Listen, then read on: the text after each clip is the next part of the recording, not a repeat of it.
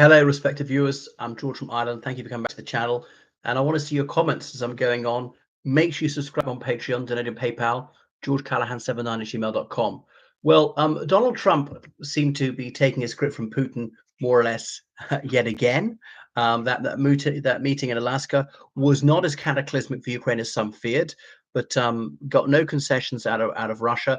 Didn't even ask for concessions, and Russia's going back to the root causes of Ukraine, which for them they consider like freedom to be a root cause.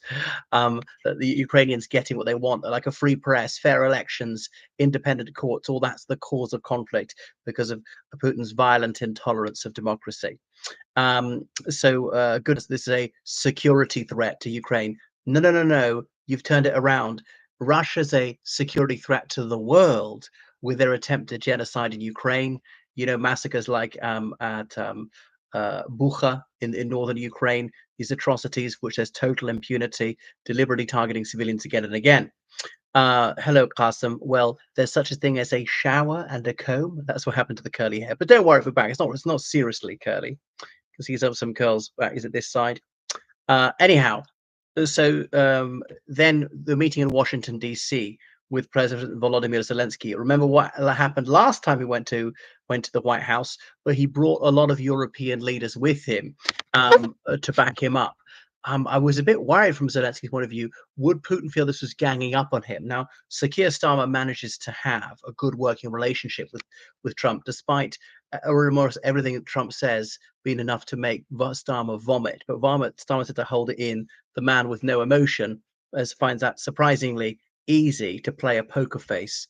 Giorgia Meloni, one of the European leaders who Trump finds more acceptable, the Chancellor of Germany, Friedrich Merz, President Emmanuel Macron of France, and so on.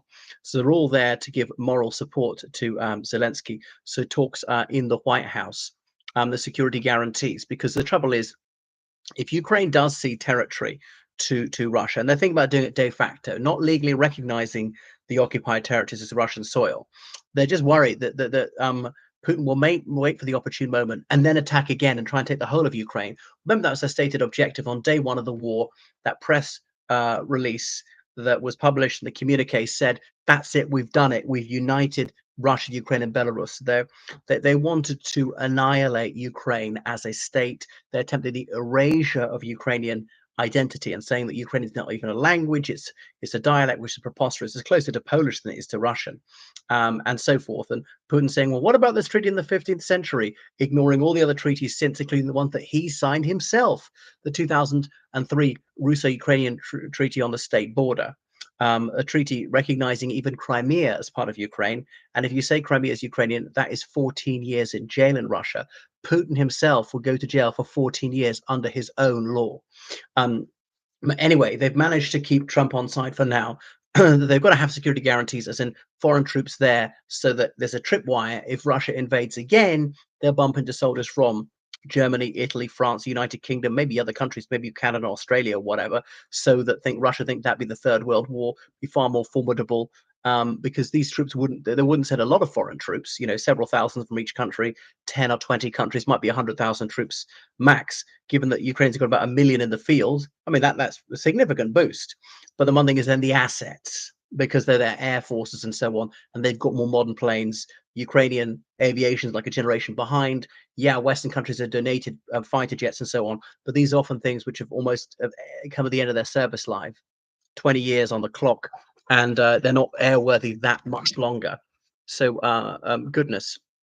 So the strategy is, can there be some sort of security guarantees with the United States guarantee, yeah, we will fight for Ukraine if Ukraine's invaded again.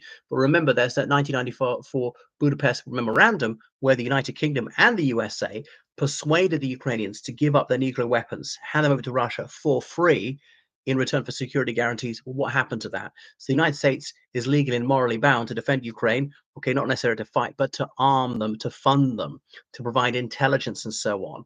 And the United Kingdom likewise. And obviously the Ukrainians must be kicking themselves. If we hadn't got rid of nukes, we wouldn't be in this situation now. And it shows you where you get when you trust Moscow. Though surely the most dishonest government in the world. Everybody lies, every government lies, but there are different levels of lying. And Russia's dishonesty is just off the charts. not for the just for the frequency of the lies, but the absolute whoppers of the lies, claiming that up is down, and so on. So it seems to be going reasonably well. They're chatting in the Oval Office, and all the rest of it. What's the outcome going to be? So they want those security guarantees, and that's one that they would say, okay, of course they'd like to reclaim the illegal occupied territories, but let's be frank, Ukraine doesn't have the military strength to do so. They're being pushed back all the time. Um, and they want to end this war before even more people are killed. Just recovering those territories is just not a goer. They're irrecoverable, sadly. So they say no justice, no peace, but it's actually the other way around. We give up some justice in order to have peace. Justice would be Ukraine to get all its land back, Russia to pay reparations for this illegal war of unprovoked invasion, obviously exchange of prisoners, obviously the 30,000 or so Ukrainian children kidnapped by Russia return to their children, and all the war criminals, Russian and Ukrainian, maybe other nationalities, to stand trial for what they've done. But sadly, most of that's not going to happen. And politics is the art of the possible. So Ukraine, to save the rump of Ukraine, that's it. And maybe in a better day, in decades to come, or maybe centuries to come, something will happen. So some prisons of exchange. But yeah, it's very difficult. I mean, the idea is there'll be a ceasefire before peace, and Putin has played Trump along, not done the ceasefire, not done the ceasefire again and again, declared ceasefires which he totally hasn't observed, just carried on bombing as usual. But now say, well, let's have permanent peace immediately and not a ceasefire first. Trump's was so ill prepared for that meeting with Putin. I remember Henry A. Kissinger, evil bastard, and all the rest of it.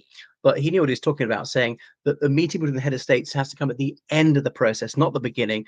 The backroom boys have thrashed it all out. They've dotted every I and crossed every T. We all know that. And all that remains is simply to sign off on it, and not to be but trying to begin this process. And it was handing a big win to Putin by meeting him at all. The prestige and so on, so much of diplomatic isolation. Obviously, Russia really wants those sanctions lifted. Now, yes, they seized Ukraine. They seized Ukrainian Crimea. We're back in 2014. There were some limited sanctions then, which weren't lifted. They wanted them lifted. They weren't lifted. And say we can stop fighting and blah blah blah. But the sanctions could remain, some of them, all of them, but until what? What would Russia have to do? Clearly, handing back all the illegally occupied territory, they're not going to do. One thing is, there are some winners from the sanctions as well as losers. There are countries like Azerbaijan and so on that are making more money than they would before because of these sanctions, or countries that are helping Russia to evade sanctions. So Armenia, Kyrgyzstan, Tajikistan, buying sanctioned items, items which Russia is not allowed to purchase, selling them on for a markup to Russia is very, very easy. Turkish Airlines, because people can't fly between Russia and Western Europe, people from Russia flying to Turkey, changing planes and onto Western Europe and so on. Anyway, what do you think? Thanks for watching the channel. All right, toodle pip and goodbye.